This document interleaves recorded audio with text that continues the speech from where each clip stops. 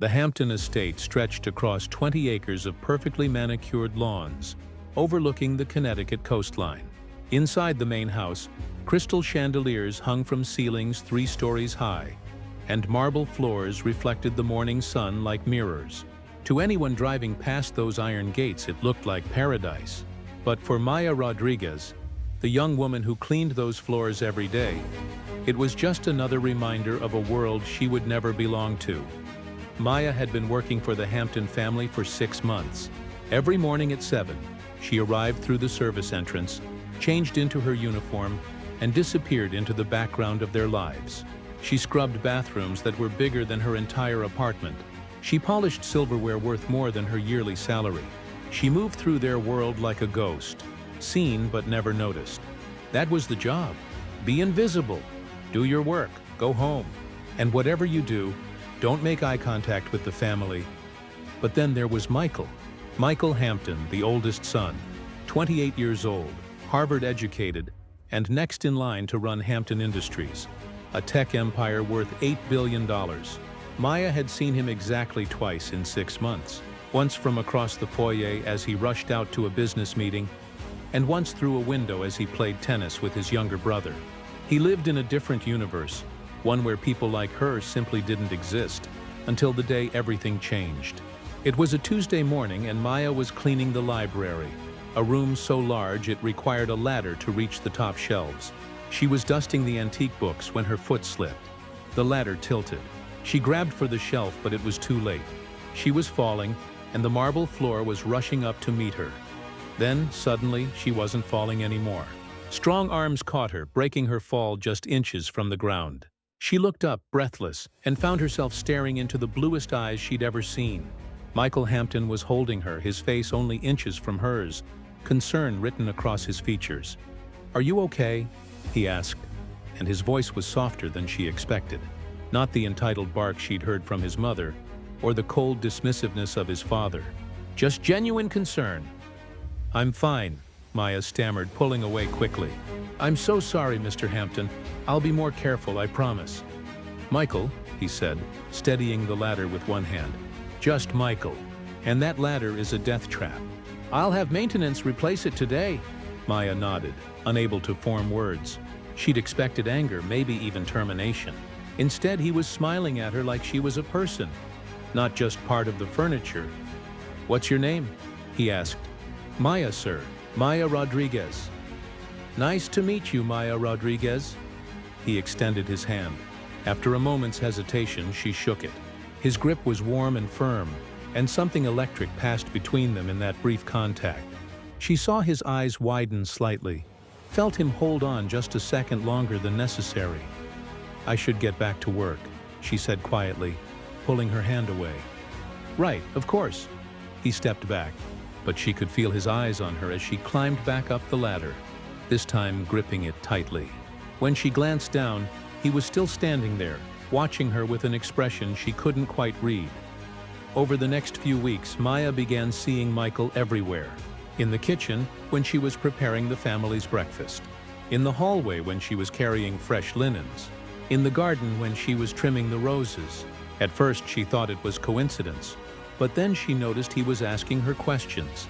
About her day, about her family, about the book she'd been reading on her lunch break. Small conversations that lasted only minutes, but somehow made her entire day feel different.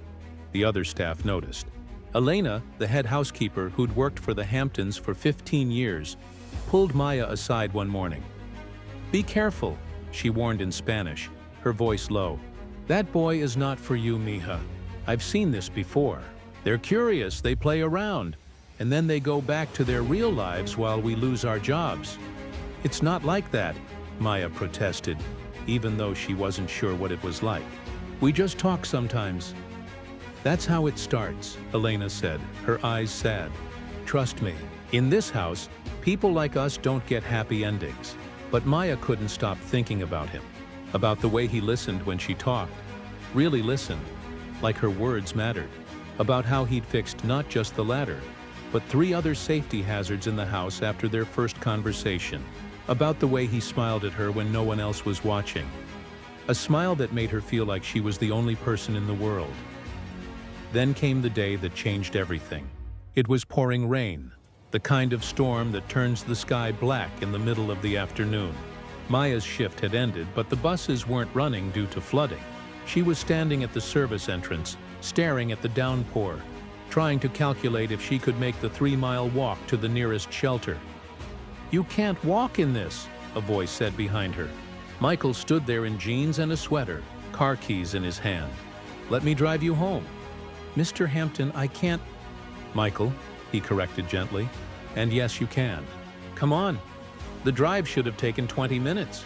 Instead, they sat in traffic for an hour, trapped in Michael's Range Rover as the storm raged outside.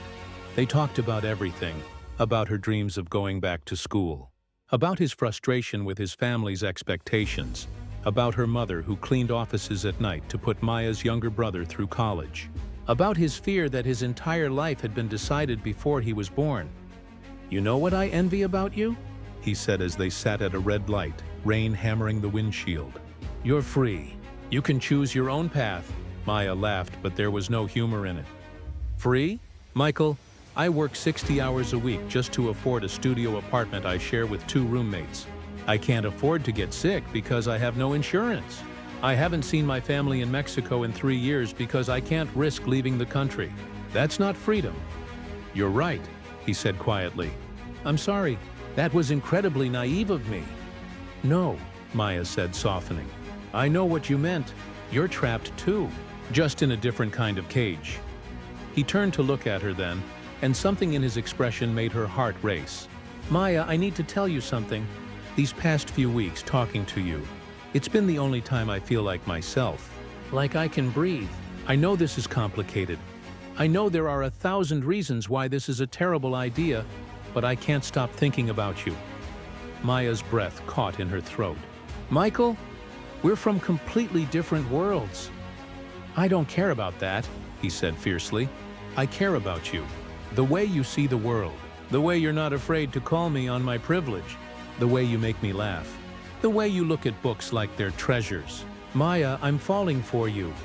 Before she could respond, before she could think about all the reasons Elena was right, before she could remember her place, she was kissing him, and he was kissing her back, his hand cupping her face like she was something precious and fragile and worth protecting.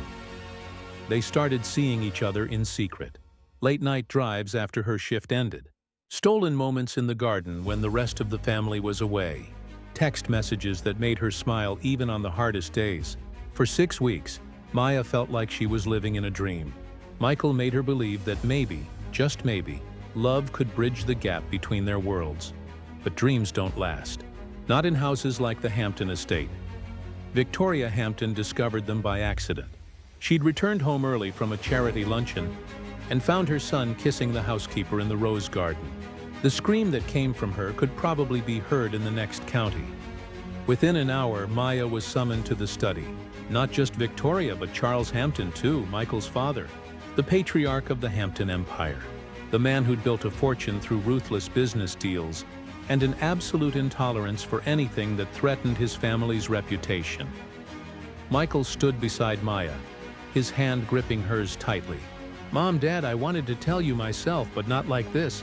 Maya and I are together, and I'm serious about her." Victoria's laugh was cold and sharp. "Together? Michael, she works for us. She cleans our toilets. This is not a relationship. It's a phase, and it ends now." "She's not a phase," Michael said, his voice steady despite the fury in his mother's eyes. "I love her." "Love?"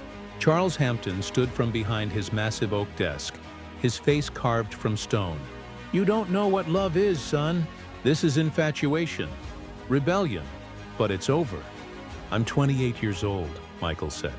"You can't tell me who I can and can't see." "Can't I?" Charles walked around the desk, each step deliberate. "Miss Rodriguez, how much do you make working here? 30,000 a year? 35? Maya's throat was tight, but she managed to speak. 32,000, sir. I'll give you $200,000 to leave. Today. Quit this job, leave this town, and never contact my son again." He pulled out a checkbook from his jacket pocket. "I'll write it right now." "Dad, you can't do this. Michael stepped forward, his face red with anger.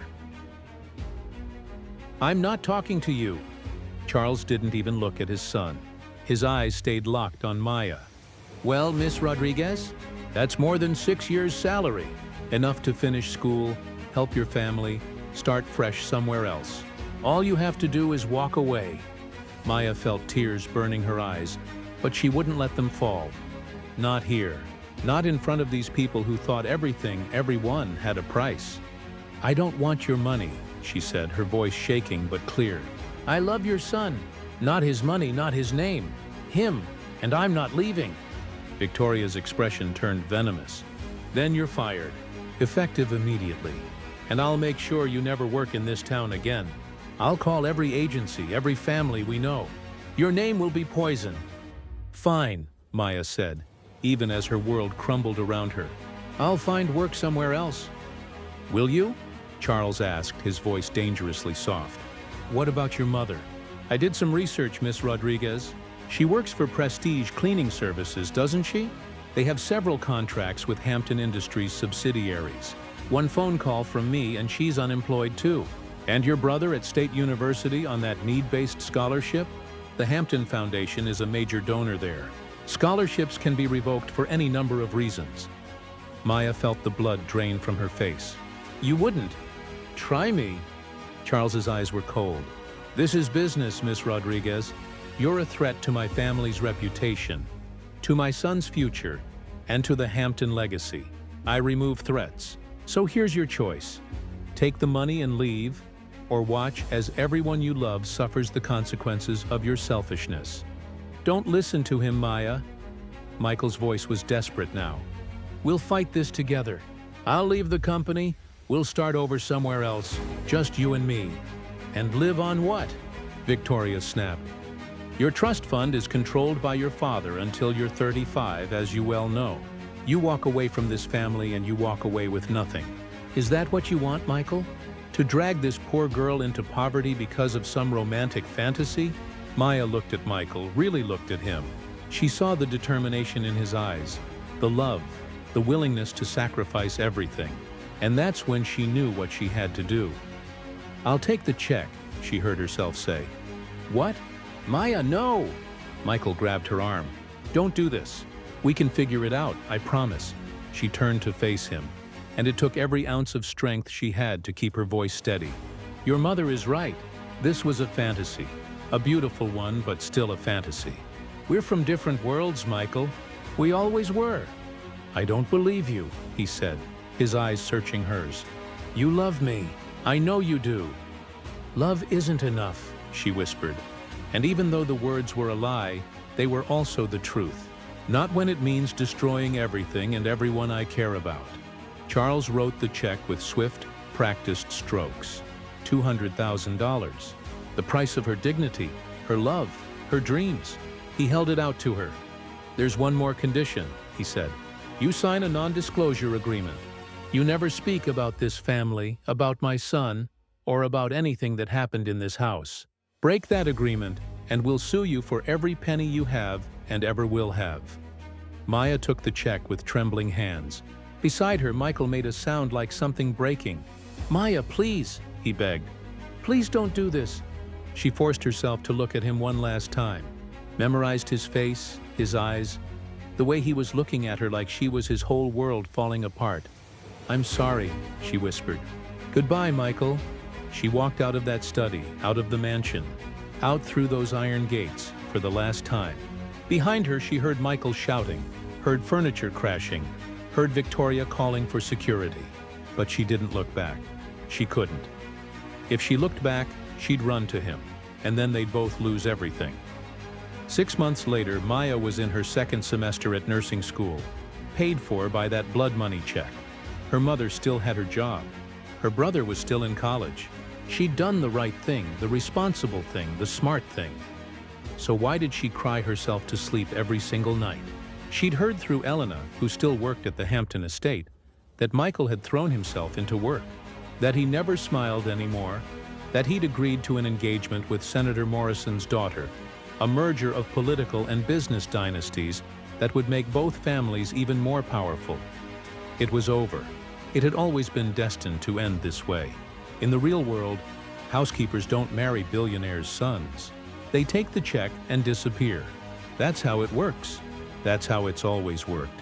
But on the nights when she couldn't sleep, when the textbooks blurred and the loneliness felt like drowning, Maya would let herself remember the way he'd caught her when she fell, the way he'd looked at her like she mattered, the way his hand had felt in hers, warm and sure and real.